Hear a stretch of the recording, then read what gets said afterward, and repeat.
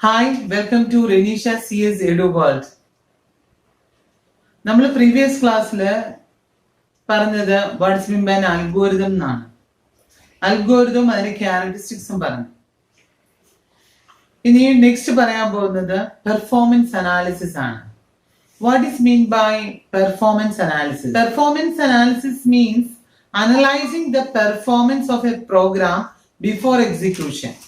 എക്സിക്യൂഷന് മുമ്പ് ഒരു പ്രോഗ്രാമിന്റെ പെർഫോമൻസ് കാൽക്കുലേറ്റ് അനലൈസ് ചെയ്യുന്നതിനെയാണ് എന്ത് പറയുന്നത്, പെർഫോമൻസ് അനാലിസിസ് എന്ന് പറയുന്നത്. എക്സിക്യൂഷന് മുമ്പ് ഒരു പ്രോഗ്രാമിന്റെ പെർഫോമൻസ് അനലൈസ് ചെയ്യുന്നതിനെയാണ് പെർഫോമൻസ് അനാലിസിസ് എന്ന് പറയുന്നത്. In performance analysis, analyzing our program before it is executed in a system.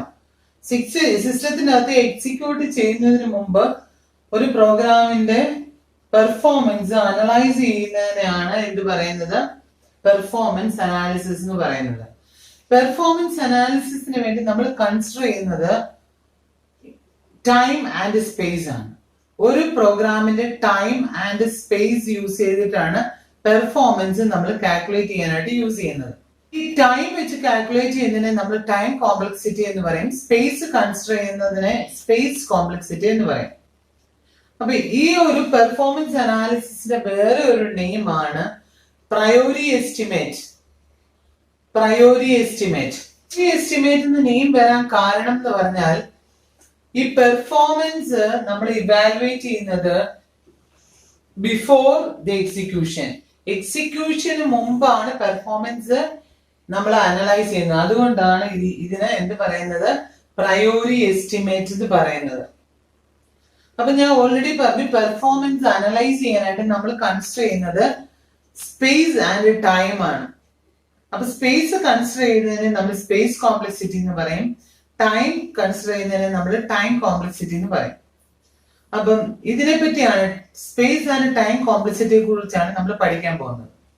ഈ ഒരു വീഡിയോയ്ക്കകത്ത് നമ്മൾ സ്പേസ് കോംപ്ലക്സിറ്റി ആണ് പഠിക്കുന്നത്. സ്പേസ് കോംപ്ലക്സിറ്റി എന്ന് പറയുന്നത് ആ ഒരു പ്രോഗ്രാമിന് എന്തുമാത്രം സ്പേസ് വേണം എക്സിക്യൂട്ട് ചെയ്യാൻ എന്നുള്ളതാണ് സ്പേസ് കോംപ്ലക്സിറ്റി കൊണ്ട് ഉദ്ദേശിക്കുന്നത്. അപ്പം അതായത് how much memory space does each program, എന്തുമാത്രം മെമ്മറി സ്പേസ് വേണം ഓരോ പ്രോഗ്രാമിനും എന്നുള്ളതാണ് നമ്മൾ ഈ സ്പേസ് കോംപ്ലക്സിറ്റി വെച്ച് കാൽക്കുലേറ്റ് ചെയ്യുന്നത്. ഈ സ്പേസ് കോംപ്ലക്സിറ്റിയിൽ we cannot consider the actual space. Space കോംപ്ലക്സിറ്റിയിൽ we can consider only estimate value. Actual space അല്ല നമ്മൾ എടുക്കുന്നത്, ഒരു എസ്റ്റിമേറ്റ് ആണ് നമ്മൾ എടുക്കുന്നത്. ഓക്കെ, അപ്പൊ സ്പേസ് കോംപ്ലക്സിറ്റി എന്ന് പറയുന്നത് it is the sum of fixed part and variable part ആണ്. ഓക്കെ, അപ്പം space complexity is the sum of fixed part and variable part. Space complexity is the sum of fixed part and variable part. Fixed part, that is independent of its characteristics of number and size of input and output, variable and constant etcetera. അപ്പൊ ഇതിനെയാണ് എന്ത് പറയുന്നത്, fixed part എന്ന് പറയുന്നത്. Fixed part that is independent of the characteristics ആയിട്ട് independent ആയിരിക്കും, dependent അല്ല. Number, size of input and output, constant etcetera, അതിനെയാണ് എന്ത് പറയുന്നത്, ഫിക്സഡ് പാർട്ട് എന്ന് പറയുന്നത്. ഇനി വേരിയബിൾ പാർട്ട് എന്ന് പറയുന്നത് it is depending on particular problem. ഒരു പ്രോബ്ലത്തിനായിട്ട് ഡിപ്പെൻഡന്റ് ആയിട്ടുള്ള ഇതിനെയാണ് എന്ത് പറയാ, വേരിയബിൾ പാർട്ട് എന്ന് പറയുന്നത്. വേരിയബിൾ പാർട്ടിനകത്ത് വരുന്നത് space needed for reference variable ഉണ്ടെങ്കിൽ അത്, പിന്നെ സ്റ്റാക്ക് സ്പേസ്, ഇതൊക്കെയാണ് വേരിയബിൾ പാർട്ടിനകത്ത് വരുന്നത്. ഫിക്സഡ് പാർട്ട് എന്ന് പറയുന്നത് ഇൻഡിപെൻഡന്റ് ഓഫ് ഇറ്റ്സ് ക്യാരക്ടറിസ്റ്റിക്സ് ആണ്. അതൊക്കെയാണ് number, okay, constant, size of input and output etcetera ആണ് വരിക. വേരിയബിൾ പാർട്ട് എന്ന് പറഞ്ഞു കഴിഞ്ഞാൽ റെഫറൻസ് വേരിയബിൾ, സ്റ്റാക്ക് സ്പേസ് ഒക്കെയാണ്. ഈ ഫിക്സഡ് പാർട്ട് എന്ന് പറയുന്നത് ഒരിക്കലും മാറത്തില്ല. വേരിയബിൾ പാർട്ട് എന്ന് പറയുന്നത് നമ്മൾ അതിന്റെ സൈസ് അനുസരിച്ച് മാറും. ഇപ്പൊ സ്റ്റാക്ക് ആണെങ്കിൽ, സ്റ്റാക്ക് സ്പേസ് ആണെങ്കിൽ നമ്മൾ എന്തുമാത്രമാണോ ഒരെണ്ണത്തിനകത്ത് യൂസ് ചെയ്യുന്നത്, അത്രയും അത് മാറിക്കൊണ്ടിരിക്കും. ഇപ്പൊ അരേ റെഫറൻസ് വേരിയബിള് ഇപ്പൊ അരയാണെന്ന് വെച്ചാൽ അരയുടെ സൈസ് എത്ര ആണോ അത്രയുമായിരിക്കും വേരിയബിൾ പാർട്ടിനകത്ത് വരുന്നത്.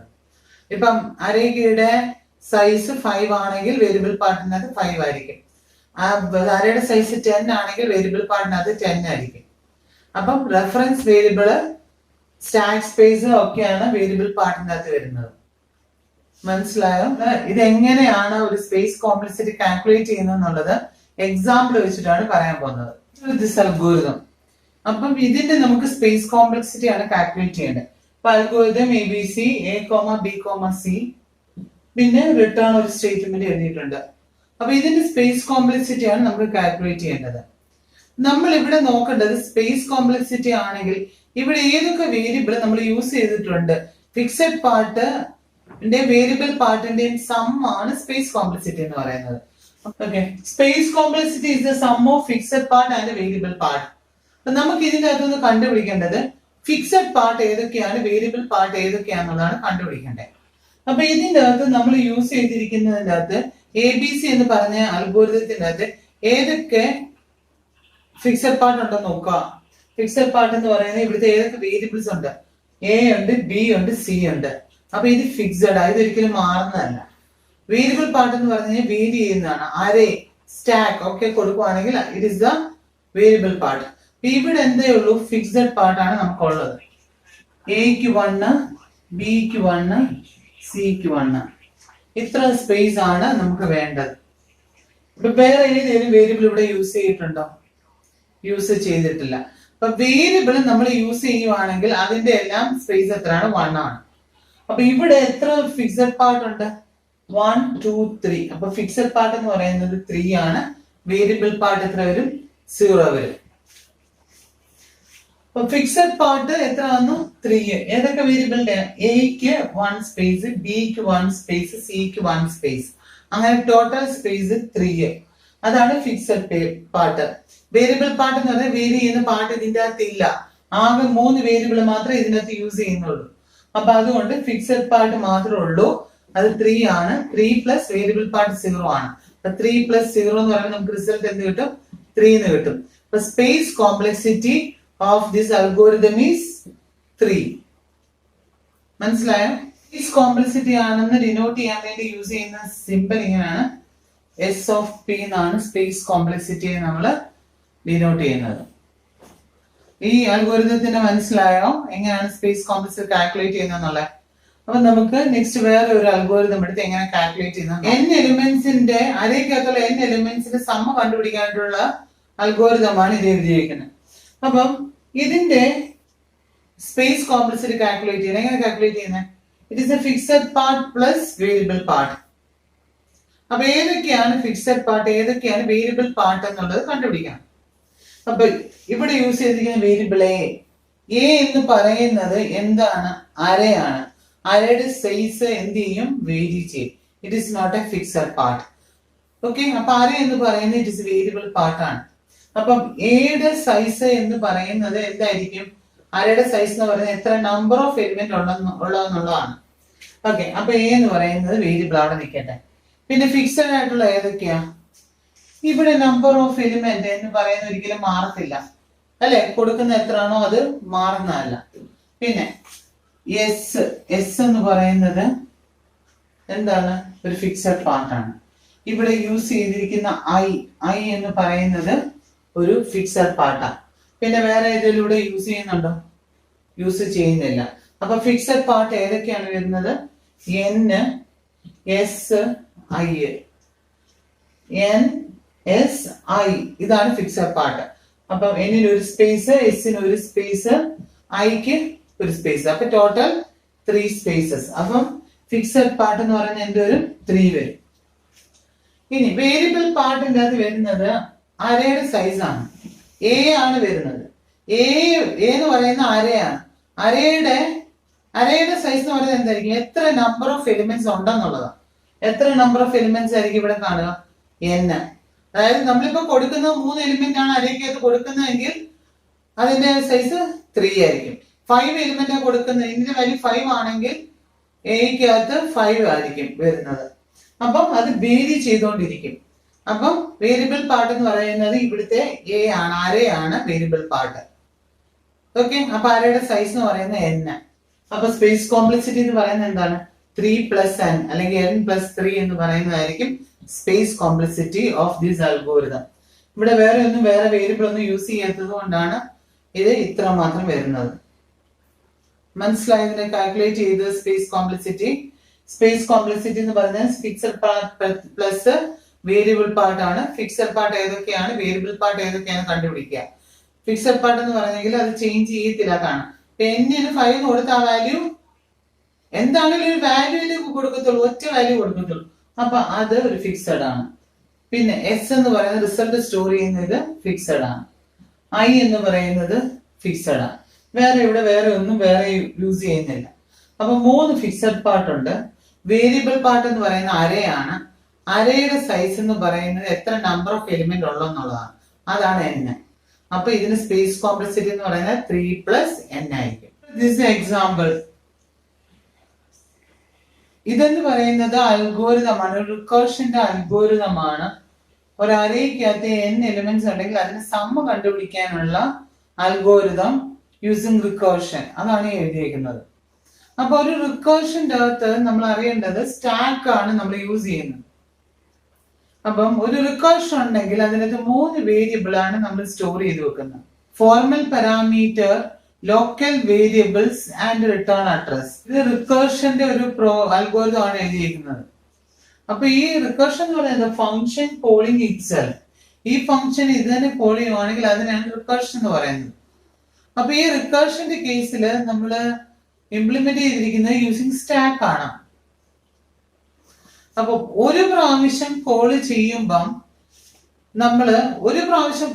തന്നെ അതിന്റെ formal parameter, local variable, return address, ഇത്തരം കാര്യങ്ങൾ സ്റ്റോർ ചെയ്ത് വെക്കുന്നത് ഒറ്റ കോളില്.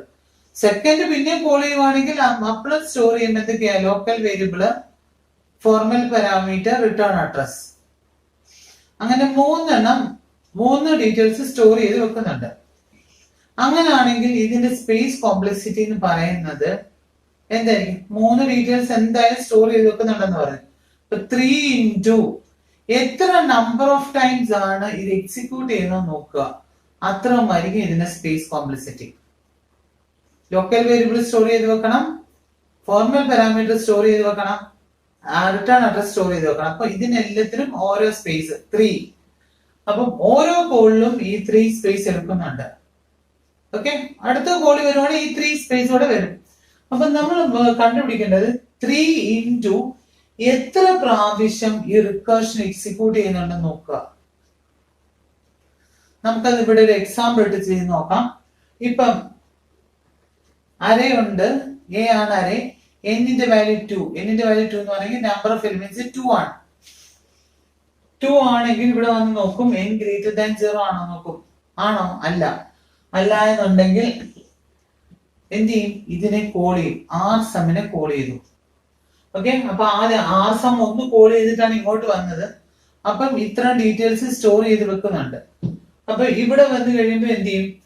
അടുത്ത ഫംഗ്ഷൻ കോൾ ചെയ്യുവാണ് r_sum a,n-1. എന്നിന്റെ വാല്യൂ ഇവിടെ 2 ആണെങ്കിൽ ഇവിടെ എന്ത് വരും? n-1 എന്ന് പറയുമ്പോൾ 2 - 1 1 എന്ന് വരും. ഈ ഫംഗ്ഷൻ പിന്നെ കോൾ ചെയ്യുക. അപ്പൊ സെക്കൻഡ് ടൈം ആയി. അപ്പൊ a,1 എന്നാ വരുന്നത്. അപ്പൊ ഇവിടെ ചെക്ക് ചെയ്തു, a greater than 0 ആണോ നോക്കും, അല്ല.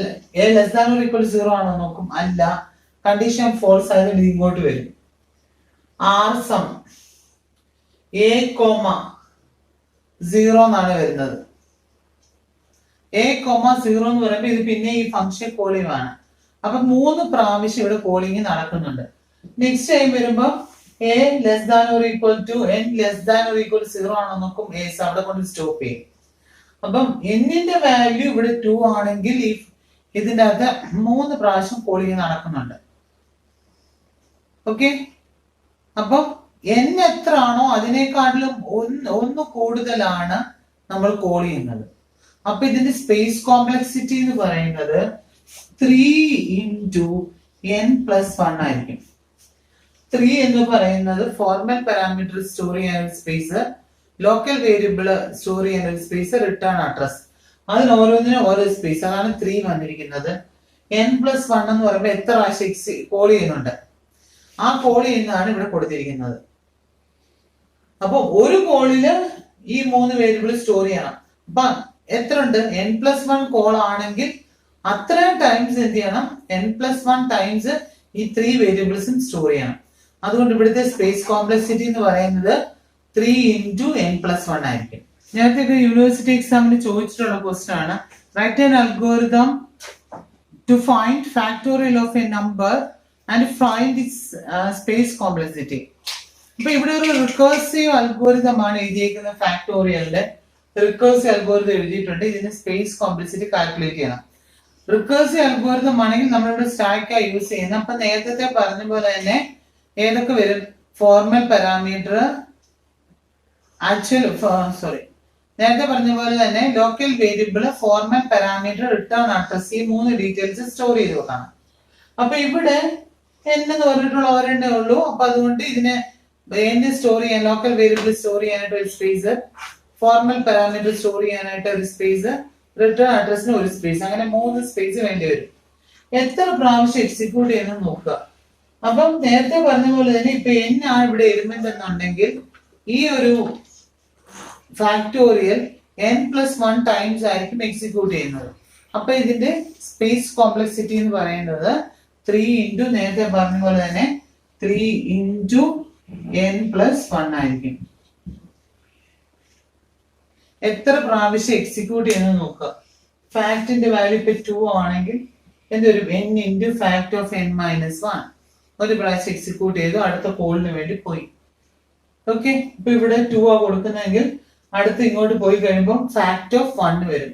ഫാക്ട് ഓഫ് 1 വരുമ്പോ ഇത് ഇങ്ങോട്ട് വരും. ഓക്കെ, രണ്ടാമത്തെ പ്രാവശ്യം കോൾ n × fact of 0 എന്ന് വരും.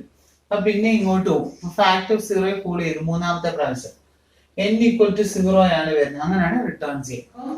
ഈ ഒരു കേസിൽ 3 ടൈംസ് ആണ് എക്സിക്യൂട്ട് ചെയ്യുന്നത്. അപ്പം ഒരു കോളിന് 3 വേരിയബിൾ 3 സ്പേസ് വേണം. അങ്ങനെയാണ് n+1 3 × n+1. അപ്പൊ സ്പേസ് കോംപ്ലക്സിറ്റി എന്ന് പറയുന്നത് space required to complete a program, അല്ലെങ്കിൽ എന്തുമാത്രം മെമ്മറി വേണം, മെമ്മറി സ്പേസ് വേണം ഒരു പ്രോഗ്രാം കംപ്ലീറ്റ് ചെയ്യാൻ, അതിനെയാണ് എന്ത് പറയുന്നത്? സ്പേസ് കോംപ്ലക്സിറ്റി എന്ന് പറയുന്നത്. ഇതിൻ്റെ അകത്ത് നമ്മൾ എക്സാമ്പിൾ പഠിച്ചു. വിത്തൗട്ട് റിക്കർഷനും ഉള്ള 2 പ്രോഗ്രാമിന്റെ സ്പേസ് കോംപ്ലക്സിറ്റി എങ്ങനെ കാൽക്കുലേറ്റ് ചെയ്യുന്നതെന്ന് പറഞ്ഞു. അപ്പം നിങ്ങൾക്ക് മനസ്സിലായി കാണുമെന്ന് വിചാരിക്കുന്നു. നിങ്ങൾക്ക് ഈ വീഡിയോ ഇഷ്ടമായെങ്കിൽ ലൈക്ക് ചെയ്യുക, ഷെയർ ചെയ്യുക.